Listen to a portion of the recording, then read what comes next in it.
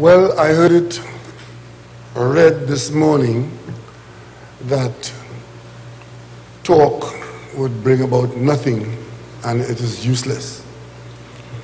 I hope I'm not the only person in the room who felt that what has transpired in the last hour has been very useful, because it has been very useful to me as Prime Minister of Trinidad and Tobago. Let me address one issue first, because I'm going to take things in reverse, right?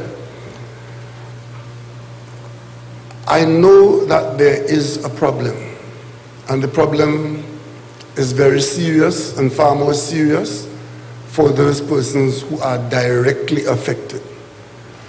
And sometimes it takes these kinds of development for us to understand how important the things that we take for granted are. Because listening to you outline your difficulties, which are very real. Some of you are facing financial difficulty, troubles in keeping your business, keeping your staff, losing money, not knowing whether this thing is going to come to an end in a month or 2 months or a year. It is very real for you. And I want to say to you that this has not gone unobserved by the government. And the problem that you face, for you, is the most serious problem in the country, as it is with everybody else. Whatever your problem is the most serious problem in the country. And you have to rely on those who are managing the country's affairs to address those issues. And I've seen it described as a crisis. And for you, at the personal level, I have no doubt it might be viewed by you as a crisis. At the national level, it is, in fact, a serious problem. And even if it is not rising to the level of a national crisis, at your level, it certainly is. Probably at that level. But as we do that, I don't want you to believe and to accept that is a no-hope situation or a situation which has not really had any. I've asked for some information from the operators of the ferry. The two ferries, the air ferry and the sea ferry. And when we look at the numbers, it will tell us something. It is not that we do not have a service, an air service or a sea service. It is that we have a service that is not acceptable. It is not rising to the level of your requirement. One of the gentlemen spoke about the meeting and the Manning days when you spoke about the attributes of of the service. And one of the things that was in there was sustainability. And of course, as the last gentleman spoke, the whole question of reliability. So we could have a service, but if it is not sustainable, we got a problem. And if it is not reliable, even though it is there, you may not be able to get the kind of benefit that you require. And I think that's what we're dealing with. Because if we look at the numbers, you would see, let me just give you a few numbers just for your own benefit and for my benefit. I just got a document here. In 2013, we were transporting, we had a capacity of 764 seats available on the sea ferry, and only 540 seats were used. At full capacity vehicles, we had 145,000 spaces available, 123,000 used. That kind of arrangement you'll see throughout the figures all the time. The documents are saying that we do have excess capacity, but again, it is when that is available. And we do have peak demands. That's another issue that we have. We have peak demands. But that is not the problem that we're facing right now. The problem that we're facing right now, as we have 3 vessels on the line, we have the Cabo Star doing cargo transport. We still have the Express running at a reasonable capacity, while not at full capacity, but still on the, and from time to time, on days when the seas are good, we use a water taxi. So we have 3 vessels on the line, but you're still not getting the quality of service that you expect for the reasons given and that you know. In the case of the air ferry, we have a service going. But there's some serious issues there, because I don't think the average Tobagonian, whether you're a businessman or whether you're just a person living in Tobago or traveling to Tobago from Trinidad, I don't think we can expect that what the perfect service is, that as long as you go to the airport, there will be a seat there for you. And if you don't have a seat, and you go and stand by, that somebody will make sure that there's a seat for you. There's a booking system that we have to manage. And that booking system needs review, and it has been reviewed, and I'll come to that in a minute. But let me get to the solutions to the recent problem. Some of the spokespersons point out that the problem that we are facing now did not start today. I'm a little surprised, but I'm happy that you raised it, because I was not aware that you were seeing it that way, that the question of the land license was playing such a major role in Tobago's health and Tobago's role in national contribution. And when I asked Ms. Haddad, whether she was talking about foreign purchase of Tobago's real estate as the driving factor in that sector of the concerns, that it has to do with foreign ownership of land and property in Tobago, we have to understand that whatever was inflicted on Tobago by the loss of that came about as a result of strong representations by Tobagonians themselves. It was Tobagonians who intervened and said to the government of Trinidad and Tobago that foreigners were taking over Tobago. And that at one point it was that Germans were taking over Tobago, and all kinds of stories.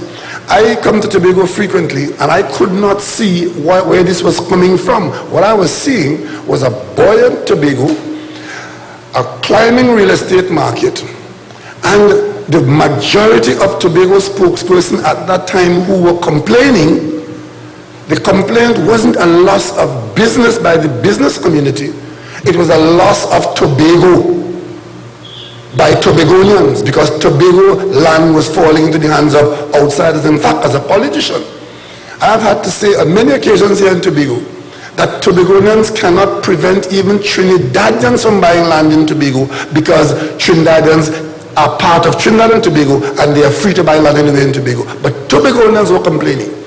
They could not prevent Trinidadians from buying land in Tobago, because that's what the law says. The laws do. But they were able to introduce into the system this land license, which had the effect of depressing the demand and the utilization of foreign investment in Tobago, and it has had far-reaching consequences. And many of you today raised that as part of your problem, right down to the point where you have experienced a loss of property value, and therefore your equity in property and ability to borrow was affected by that. Of course, as government, if we have a licensing system, then the system must work. But I think the system was put in place to reduce the participation of foreign investment. So we have to decide, Tobago, decide what you want. And I would leave that discussion for another time when we meet again to make a decision on that matter.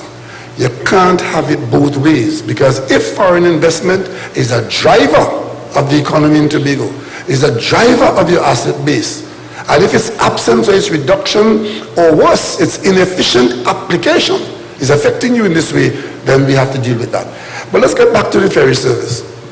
The ferry service between Trinidad and Tobago is an umbilical cord. And the absence of that umbilical cord, or the malfunction of that umbilical cord, could only have serious consequences.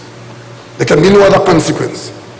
And I heard it said that the two ferries came out of a policy when we got the Spirit and the Express. Well, I'm a little older than some of you spokespersons. That wasn't the beginning. The beginning was the cat. I was in the cabinet when we took a decision that a fast ferry would inject life and economic boost and catalyst to Tobago. And we had an expert look at it. And the report that came to us was that it wasn't feasible. It was not feasible. I was in the cabinet and I said, that is nonsense. If a ferry service could work between Tasmania and Sydney, some of the worst seas in the world, then it could work between Trinidad and Tobago. And we disregarded the expert opinion that came to us and said, well, okay, let's try it as a pilot project. And that's how the CAT came here. And the CAT was successful from the very first visit. And today, it is no fast ferry, oh God, Tobago dead. We started from that position. But of course, once we got that into the economy and it started to play the role that it was playing, there can be no absence of such a service for Tobago. But the service now, the situation now, as a result of what has happened this year, and I'll come back to what happened this year, the situation is this. The two ferries, the Express and the Spirit, were being run without adequate dry docking. It's a fact. I have seen a report, a technical report, on these two vessels. One of them was so bad on the Spirit that we had to take it out of service immediately, because to have run it would have created serious liabilities for the state in the event that something terrible happened. So the Spirit had to be taken out of service. And the Express should have gone out of service too, but the Express could have taken a little more work. And the Express is scheduled to go on dry dock on October 1st. There were two issues in Tobago. One was the cargo ferry, which that was the initial issue, and the other was the passenger ferry. The national conversation, especially in the media, has merged both, but I want to separate them. Because the first issue that started to affect you was the cargo ferry. And permit me a few minutes to explain to you what happened and why we are in this situation.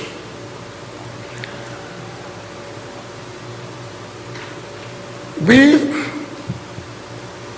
had a service in place, and the service was a rollover service. The service of the, I noticed a number of you here this afternoon mentioned the Galicia. There was a service in place, and the history of that service is very interesting.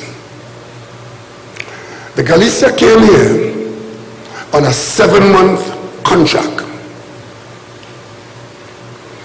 5 of those 7 months approximately, the Galicia stayed in the Port of Spain harbor, unable to be utilized.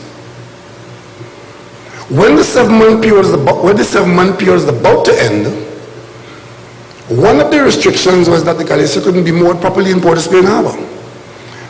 The authorities asked the Hyatt to allow the Galicia to be moored there until December 2014 for a short period of time. That initiated a service to Tobago, and from all reports, it was a reasonably good service. However, the arrangement of that 7-month contract rolled into another contract, and 4 times, the government, through the port, attempted to have a tender operation in place so that the best arrangement could be had for Tobago. Because the Galicia was not the best arrangement. Starting out with documentation that showed that the Galicia as a vessel had failed 4 of the 6 conditions that the port had set itself. So the port decided that as a short term we'll use it, but we'll go out to tender. One of the issues was you had to use a barge to load the Galicia at state expense. With all the capacity that the Galicia had, that you were paying for, you couldn't use it. Because using the barge to load the Galicia, you could not load it as it should be loaded. Also, where it was moored at the Hyatt, there were negatives associated with that. That's another story. And you could not use the Port of Spain jetty. That's another story. But the bottom line is, from a procurement standpoint, all that was required to be done is to have a procurement process operated, and that the authorities, whoever they might be, would choose the best vessel. Somebody just mentioned that you need a jail on board, you need place for cafeteria, you need place for all of those things. But you go to tender and see which is the best boat available. Interestingly enough, 4 times the tender came to abortion. And those are details I wouldn't bore you with this evening. However, the government changed. And here it is that there's an expectation to go out to tender, and this will be the 5th time. The Minister of Works, who is here with us this evening, came into office in November, met this situation in place. And by December, the minister was approached by the interests of the Galicia. It was the government's understanding, supported by our legal documentation, that we had a contract in place until October 2017. October 2017. Because the contract was effectively renewed in October 2016. The last contract expired. It was renewed effectively and contractually in October 2016, and it should expire October 2017. We then had ample time to go out to tender for a 3-year arrangement. It is this government's intention to have a boat in place with a 3-year contract, or 2 years and an option to renew for a 3rd year, and also the long-term sustainable approach is to order and have designed to our specification, like we did with Panorama, a new ferry. So we had the short term, the medium term, and the long term. The short term being go out to tender, get the best arrangement for a ferry. Also order a ferry, because none of these things are available off the shelf. You have to. There are long lead times. The Minister of Works now in December 2016 is approached by interests of the Galicia saying, look, we want a 5-year contract, 3 years and an extension for 2 years. And during that 5-year period, we will buy the Galicia. So we want you to finance us to buy the Galicia without tender. The Galicia's annual cost to taxpayers is about $40 million or thereabouts. Approximately $40 or more million. A 5-year contract is $200 million. And here is this service provider saying to the Minister of Government of Trinidad and Tobago, give me a $200 million commitment by way of contract, by way of charter party for 5 years. And I will buy the boat. And for the rest of the boat's life, I'll supply Tobago. That's what the government is facing. That was December 2016. A THA election was due in January. And the government was told in no uncertain terms, if we don't get that, we will withdraw the boat and create problems for you all.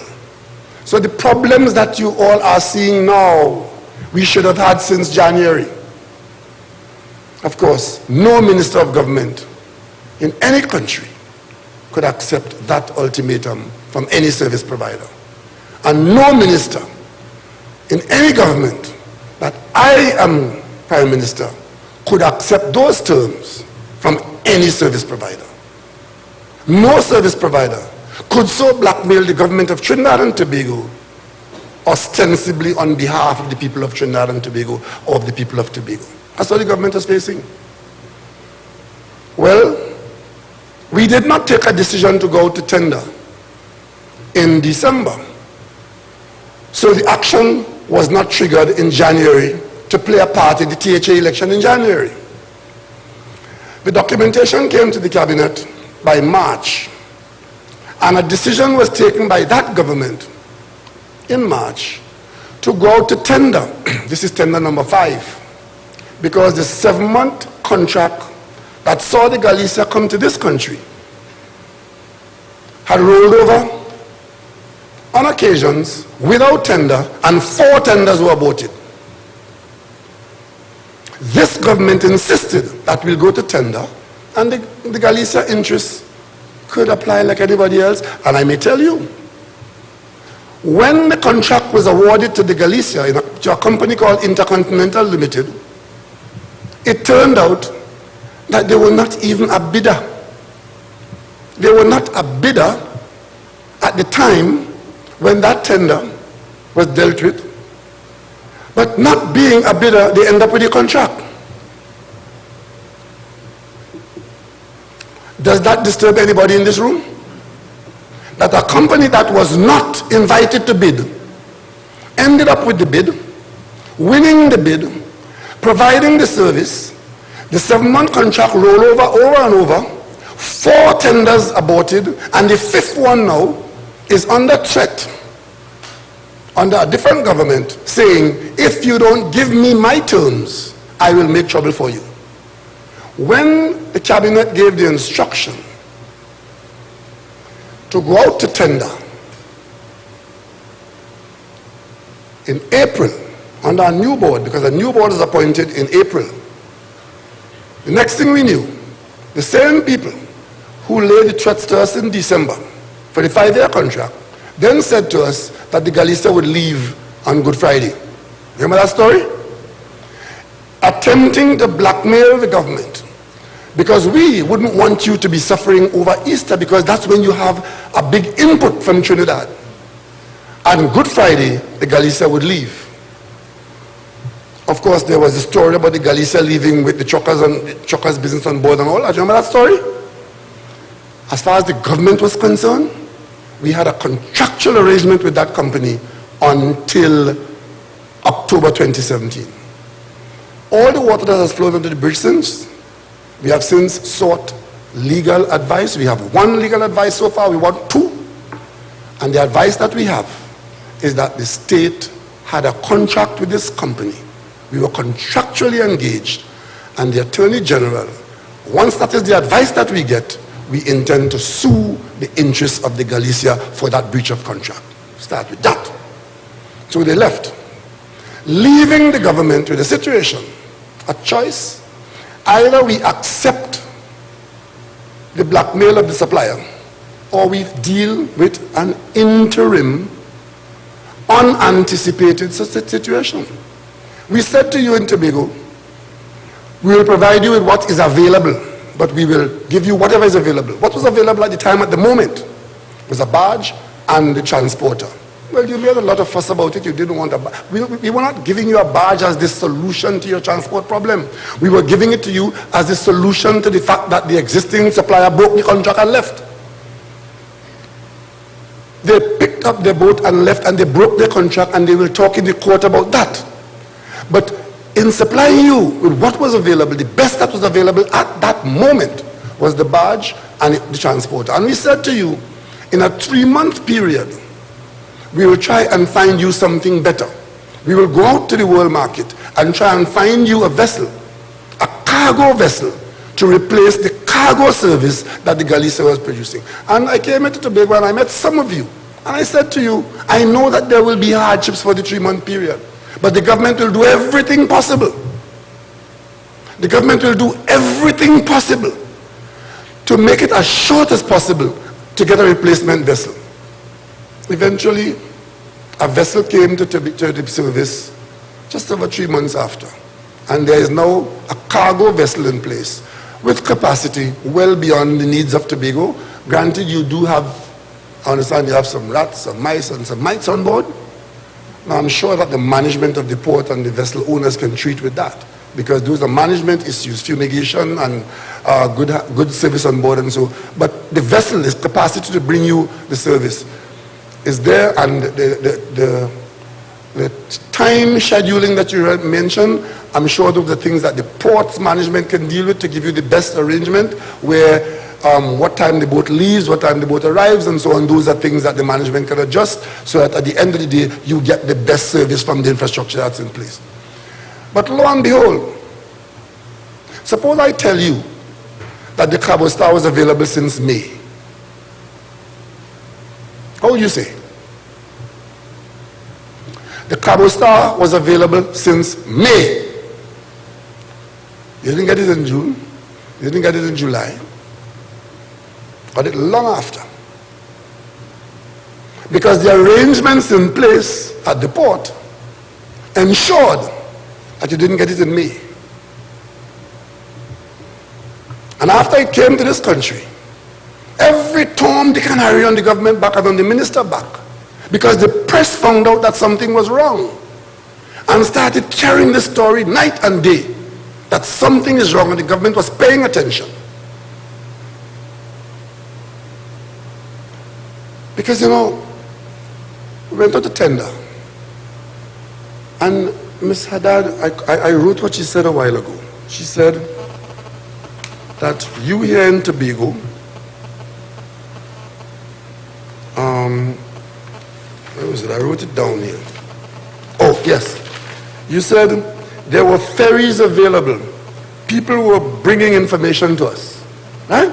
So you accept that the government was going out for a ferry service because those who were there left and we had to find a ferry service. But when the port went out to tender, no ferries were available. When the port goes out to tender, no ferries available. But a spokesperson in Tobago could tell us today that once the government said that we were going out to tender, there were ferries being offered and you knew about it. But when the port went out to tender, one boat was interested in serving us. And that boat couldn't pass muster because it didn't meet the conditions laid down by the gentleman who mentioned of a certain quality of vessel, so that vessel was discontinued. So for the fifth time, the tender process failed. Does not bother you? And once the tender process failed, it was now open for anybody to provide boats to the port. Because if you couldn't get a boat by people responding to a tender, and then outside of that process, somebody say to you, I have a boat, then reasonable, you will deal with that person because you want a boat. And the very boat that wasn't available to you in May is now available to you later on. And the conversation in this country for the last few weeks is, who are these people who supply this boat to the port? And it is against that background that I, as Prime Minister, have asked a particular person of the business community to go down to the port and try and answer that question for me, if nobody else. And of course, because, look at what's happening here today. The business community, Tobago big business, Tobago medium business, Tobago small business, you are here. It was your voice that was loudest in this issue, that you are being affected, that your business is being threatened, that you are being ignored in some quarters, that you are worried about your future. You were being affected. So when I ask a person to go down to the port and find out why is it that these curious developments have taken place, so that as Prime Minister I can take the appropriate decision, I noticed that a former chairman of the Chamber of Commerce of Trinidad and Tobago, a former chairman of TSTT, a chairman of many major business houses in this country, and one of the upstanding businessmen in this country suddenly came under serious attack and demonization. Why? You know why? Because his presence, or the presence of the government making this inquiry, threatens to put a spotlight on the interests and the conflicts and the corruption at the port of Trinidad and Tobago that had put you in this in the first place. And as Prime Minister, I could tell you this. By April, it was clear to this government that there were actions which took place with the Galicia, which were not on all fours. We did everything possible to ensure that when we go out again post-2014 that that would not happen. What shocked me is the brass-facedness and the bold-facedness of those who handled the Galicia arrangement, who would not let go and would do the same thing again under this government. So it matters not which government is in office. They will do it again. And that is why when I hear that there's a call for a joint select committee of parliament to look into all these matters, I say welcome. That will take place with the full support of the government of Trinidad and Tobago. And secondly, we intend to get to the bottom of this for more reasons than one. Not only to ensure that you get a service, but to ensure that whatever put us in this situation and whatever has become the norm in Trinidad and Tobago, that when we get to the bottom of this, as we surface, we will take the licensing office with us, we will take the BIR with us, we will take WASA with us, we will take EMBD with us, because you see, what is clear to us is that it matters not which government is in office. If you don't treat with this kind of activity and corruption at the root, government come, government go, this will continue, and this is a classic case. I mean, I don't want to go into any more details now, but I will say to you, as I said to you when I came here in April, those of you who I met with and those who were speaking outside of my presence, the government has a little more information than you may have. And therefore, I ask you to temper your intervention, because this is a country where a lot of the public conversation is driven by uninformed or misinformed pontificators or people with agendas which they wouldn't tell you about.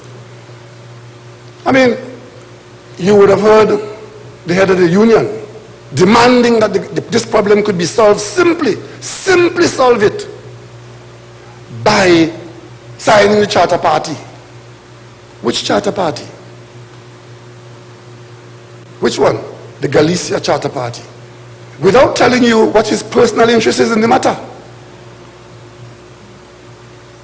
If you're supplying service of $1 million a month on the Galicia and the Galicia doesn't win the bid, and you'll be upset. And you want the minister to go to?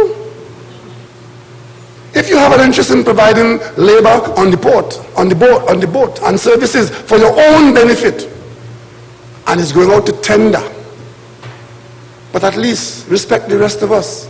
And I want to ask you here, business community in Tobago, since when you lost interest in the procurement process, that you could say to us, forget the procurement process, just sign the Galicia terms and conditions.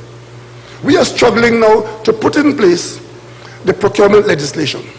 It's a very complex piece of legislation requiring serious preparation by the public service, where every department will do its own procurement. I could tell you today, this government will do it, but I have my own fears as is what's going to happen when that happens. Because from what I'm seeing where I sit, when we put procurement in every single department, in every single hand, we've got to be extra vigilant that the second state is not worse than the first. Because if on a case like this, where you could have been subjected to this hardship because of the procurement relationships, and there are people saying to the government, forget the procurement, just extend the contract for 5 years, because if you don't do that, the consequence is as you have described today. Now, which government could accept that? There might have been a government before that accepted that. Not this government. Because that is a solution that will do very few people well.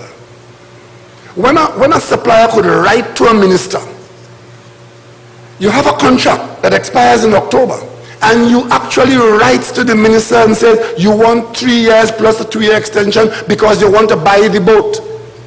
In other words, you write to the minister asking the minister to buy the boat for you.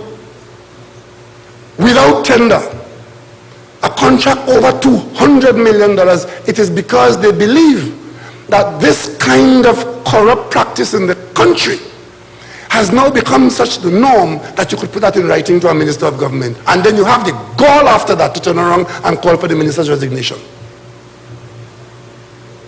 One minister was pursued into a church while the priest preaching,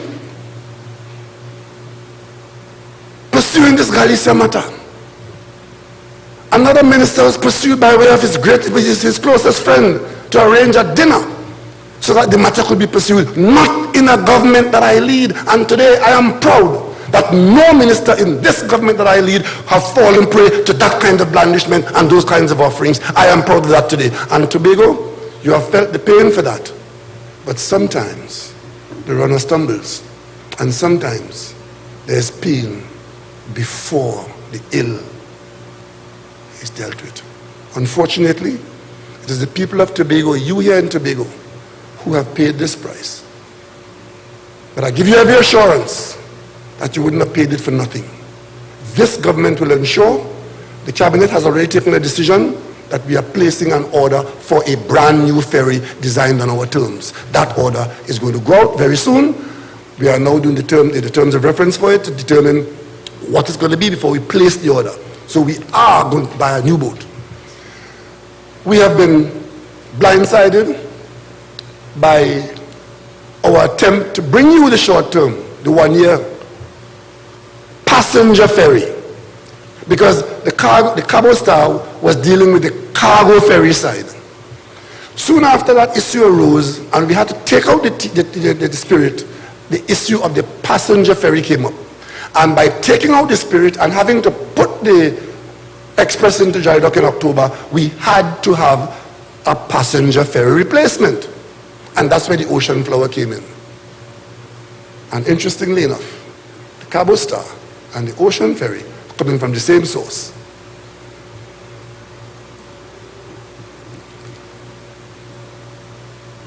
I, as head of the government, have taken steps to ensure that if there is any evidence of wrongdoing on the part of any individual involved in this matter, that it will go to the place where it can be properly adjudicated upon. There are people calling on me to fire the minister. And I ask, what is the minister's infraction? They asked me to fire the board. The board came in April, and much of what I tell you here was already in place and in flow. But I'm of the view that in the not too distant future, we will be in a position to pass this entire matter to law enforcement. And I've heard that there's a demand for the parliament to look at it. It's welcome. It's time that people who have responsibility for managing public affairs, especially public money, come in front of television, in front of the population, and answer some very pertinent questions. It's time. And this is as good a time as any. I've heard that the Integrity Commission is interested in the matter. There's nothing that has happened so far that will prevent the Integrity Commission from looking as far as they want to look and as often as they want to look. But there are those who believe that because one investigation is taking place, another can't. I don't know where that's coming from. As a matter of fact, these investigations, if they are carried out properly, may be a watershed in Trinidad and Tobago. Maybe a watershed. Because the time has come for us to say no to those who figure the rest of us are fools. You hear a lot being said by those who don't know. But let me just remind you all in case you forget, because our people tend to have a very small memory, short distance. You recall, we were asking some very difficult questions and pursuing at WASA questions about WASA's accountability for public money spent on a series of contracts. And the next thing we know was fire in the records room in WASA. Not one fire, but two. Well, let me give you the assurance. This government has taken steps to make sure the port didn't burn down, and that we have the records of the port before they put fire to it. That much we have done.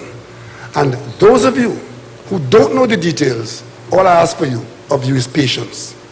Patience. Because there are a lot of questions to be answered, and we are going to get the answer. Going to get the answer. All of a sudden, all of a sudden, and I'm glad that is happening, everybody wants to know who should investigate and who shouldn't investigate. You should not have a one-man investigator. We spent a whole week discussing that. We've had so many one-man investigators in this country that I'm asking, why is this a big issue? You heard the board said that they are of the view that the process was compromised. Nobody seems to be interested in that.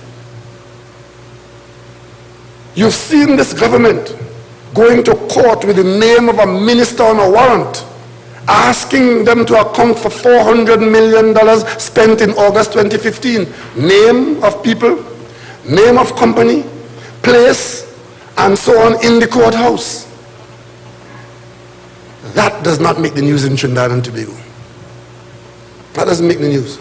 Nobody interested in that. What you're interested in is blood from somebody who may not be in a position to assist you. Well, today let me tell everybody where I stand on this matter. All those who calling for the Minister of Works head. If it wasn't for this Minister of Works, we would never have known what is going on at the port of Trinidad and Tobago. So I'm very grateful to the Minister for doing the job he was appointed to do. One of the things we've done, and that has become an issue recently, of course, when we decided to go out to tender, we started hearing every day of breakdowns on the ferry, creating the unreliability that you become accustomed to. And every day I ask, what's going on here? Or the minister asks. Sometimes we're told it's human interference. What is human interference in an operation of that nature? Anyway, the cabinet put a small team of people to look at the operations of the ferry service, not the procurement of any vessel, the operations. And there are two Tobagonians in that three-man team. One is headed by Lyle Alexander, who is a person of good quality, I might say, who is leading another Tobagonian, a recently retired marine superintendent, and the port engineer. Those three people, a few weeks ago, were put into the port with the board's approval and encouragement to overlook the operations of the ferry service. So all the issues you raised today, which are operational issues, that committee will come to you and get from you your input so that the report back to the Minister of the Cabinet would have your input on the operations. Because once a vessel comes here, it has to be operated, and most of what you raised today were operational issues. And the Lyle Alexander Committee will meet with you very much like this and go through the operational side. What I spoke about early on was the procurement side of things, where when you go out to find a vessel to provide the operations, there have been difficulties, and there are difficulties, and that there are questions to be answered. And it would be quite wrong and quite misplaced for anyone to believe that this government is taking this lightly or is going to afford any cover-up or slipping away with respect to this particular matter. As a matter of fact, we intend to handle it so firmly that it will give us a springboard to go elsewhere, as I have just mentioned. There are some things which I could tell you, notwithstanding what's going to come up from all of these things later on. We believe that the port board must have a larger Tobago interest on the board of the Port Authority, because Tobago relies so much more on the port than other communities in Trinidad and Tobago, notwithstanding our international port arrangements. But in terms of the local connection between Trinidad and Tobago, the population of Tobago relies more and depends more on the ferry. And on that basis, normally there'd be one person on the port board. It is the intention of the government to add 2 more persons to that. So you'll have 3 persons on the As we go forward, because of Tobago's reliance, not for vacationing like Trinidadians coming here, but reliance for sustenance. We believe that Tobago has demonstrated enough of an ability to look after its own affairs in other areas that the ferry service between Trinidad and Tobago should be operated out of Tobago under Tobago's guidance. And when that happens, you will run it to the best of your ability for the best of your service.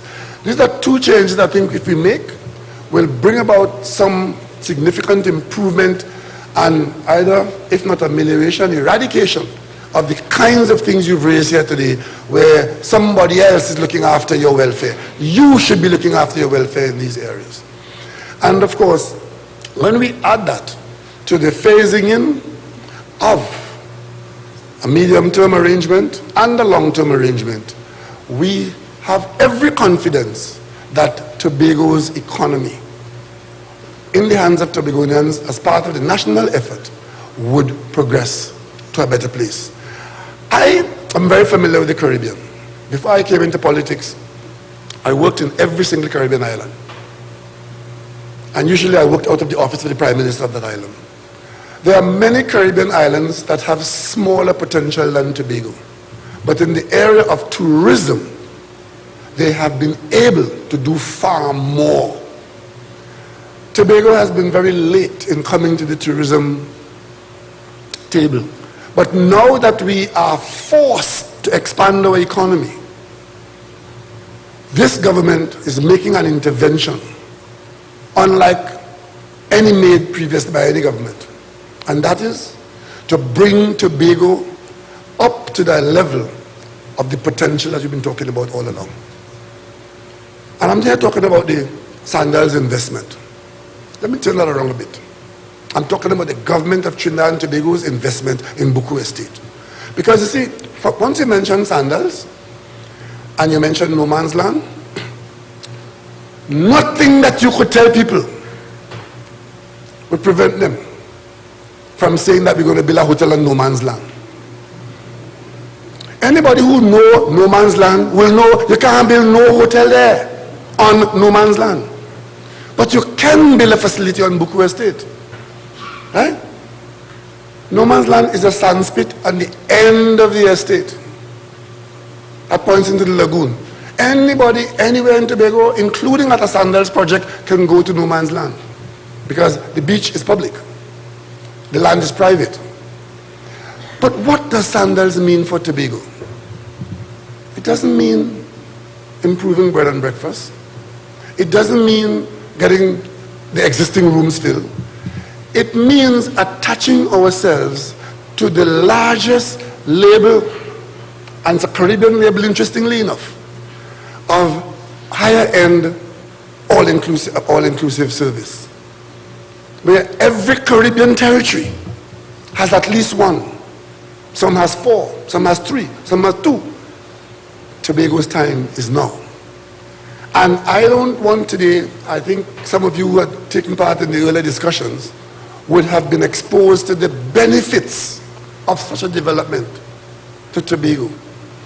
Last month I was in Grenada, and the day on the Wednesday, I wasn't feeling well. I was down very terribly with a fever and a flu for the day. But I had to go and see the Sandals project in Grenada because I wanted to see what the Prime Minister was telling me. The Prime Minister of Grenada was telling me what had happened to Grenada as a result of the Sandals project in Grenada. I wanted to see it myself. So I got up and I went, even though I was in pretty bad shape. 267 rooms. It was a 167 room hotel. They added 100 rooms, so they're operating 267 rooms. They're running 1,000 workers, and they are getting as much as they can from the Grenada economy, which can't supply them their needs. 267 rooms. We are talking about 2 hotels at Buku Estate, a Beaches and a Sandals, because there are 2 different brands.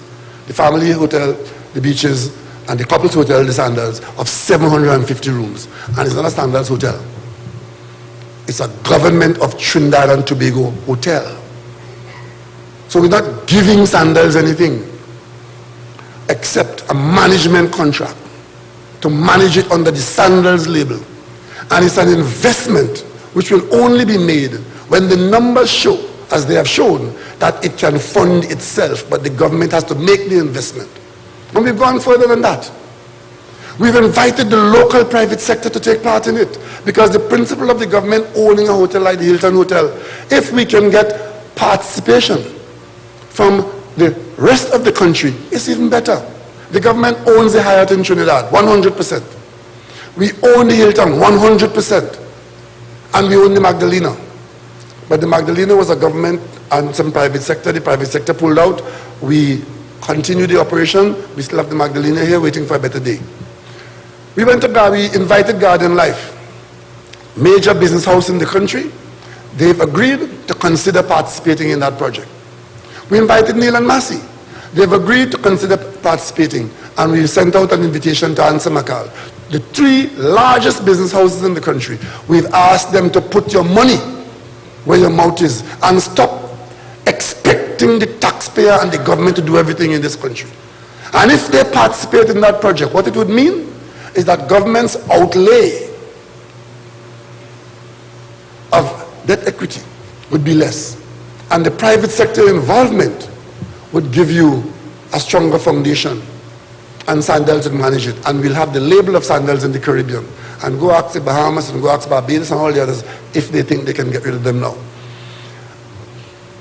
Of course, it is not everybody will see positives in that way, but you have to understand that there are always options. This intervention of this government would find favor with the majority of people. But for those with whom it doesn't find favor, question, what is your alternative? What would you suggest that we do that will give Tobago that quantum leap into joining its Caribbean neighbors in selling what Tobago has to offer?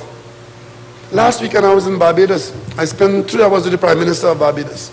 And most of that discussion was centered around how Tobago and Barbados can work together in a joint destination arrangement. And the Prime Minister of Barbados is due in Trinidad to continue those discussions in September. And I hope that those discussions are fruitful and they will have longevity. Because I also discussed it with the opposition leader in Barbados. And the election is due in Barbados in March of next year or thereabouts. And both the Prime Minister and the opposition leader see a great future in Barbados and Tobago. Barbados and Tobago cooperating in the whole question of the tourism plan that both islands, and a country and an island, part of Trinidad and Tobago can. And let me get to the point of the TDC. I don't know if any of you recall that there was a cover story on the Contact magazine, which had done an assessment a few years ago on a $200 million interjection that the government had made in tourism promotion in Trinidad and Tobago. It was a cover story. And for those of you who remember that story, you will also remember that the finding of that review and the outcome of that review was that the $200 million was largely wasted. Largely wasted. Because the kinds of efforts that were put out had virtually no effect on the growth of tourism in Trinidad and Tobago. When this government came into office, one of the first things we did was to have a series of groupings of experts and expertise do consultations focusing on the problems that this government will have to address during this term. One of those was a review of our tourism promotion effort done by an expert who was successful elsewhere in the Caribbean. That report was not very alluring, is there a word like that, of the effort and the TDC. But there were recommendations, and the government accepted the recommendations of that report. And the recommendations were this: one, that the tourism product of Trinidad is different to the tourism product of Tobago. And that if we're going to be successful at both islands, we should market both of them separately. That is a recommendation that came from the consultation process by the expert. It was no VAPs of the government, and it was no union busting up TDC. As a matter of fact, we had a number of consultations going on in education, in health, in tourism, and for a few months at a time, we were being accused of having no ideas and being a government of consultation. You all forget that? But out of the consultation came the guidance of expertise, and the government accepted it.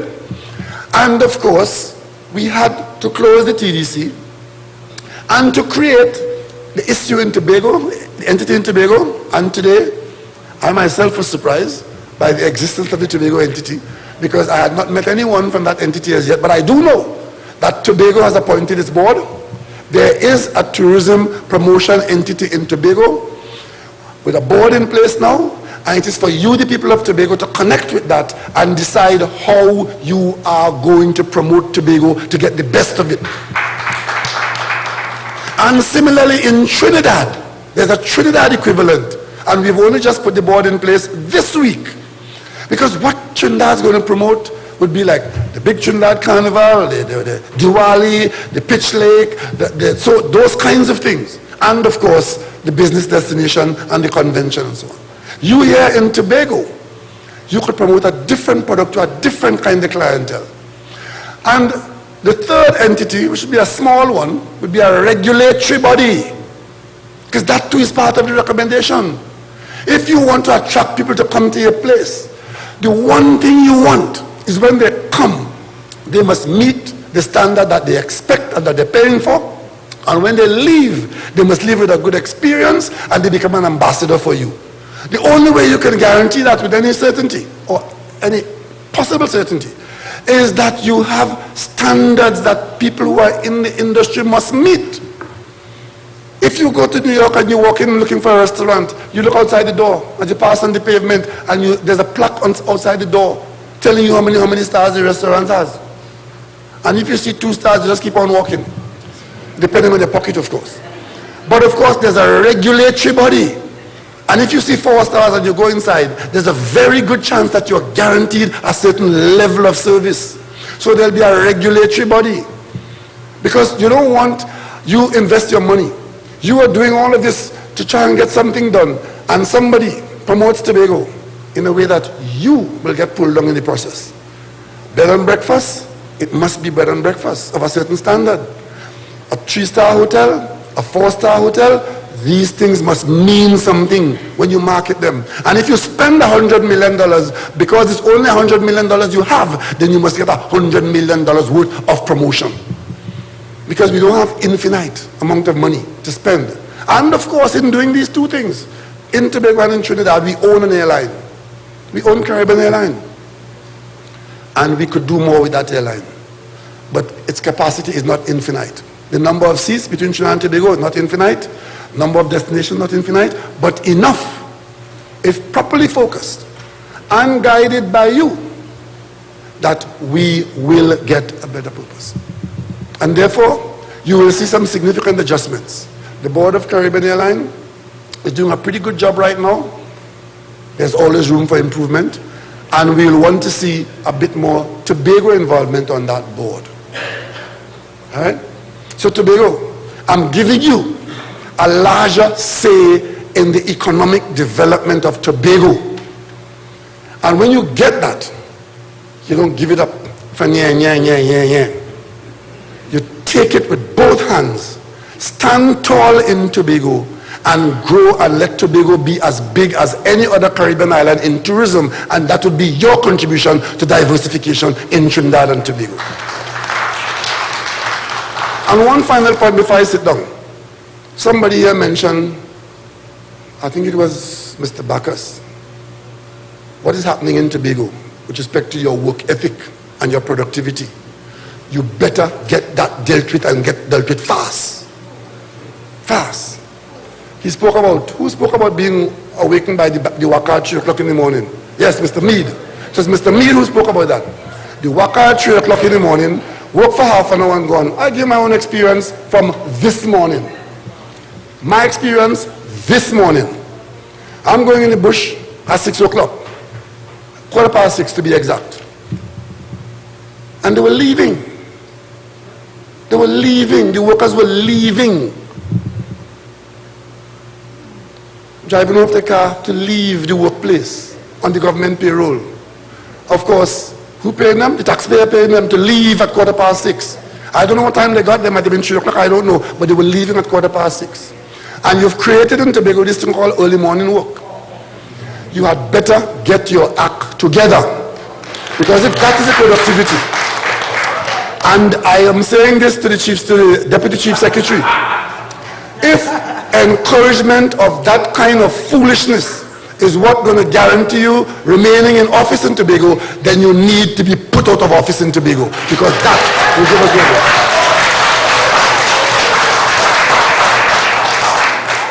You see, when you are in office, people encourage you in all kind of foolishness, and when you do it, when it's time to pay the price, they're not there to accept responsibility for their advice. No person in Tobago should want to be working for half an hour and be on the government payroll, taxpayers' payroll. You have these projects where it is a project which is to allow you an opportunity to get an income. The very least you could do is to even pretend to be at work. On time. So those are things that you have to deal with here. Those are things that right is right and wrong is wrong.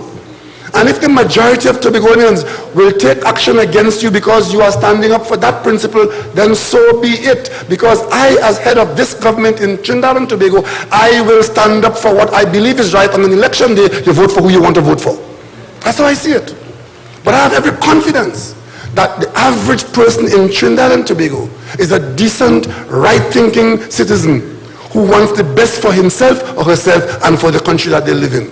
And if that is the case, then I have every confidence that we can get over these difficulties, we can solve these problems, and whether it's mites or bedbug, we could deal with them on the boat, and we'll deal with those who we give responsibility and who betray our trust and act in an incompetent or worse, a corrupt manner as you suffer and go down the road. I am here to ensure that the responsibility of the government is not shirked. And at the end of the day, you will judge us, not based on what we say we're going to do, but what we got done during the period when we were the government of Trinidad and Tobago in this very difficult period. Thank you for your attention.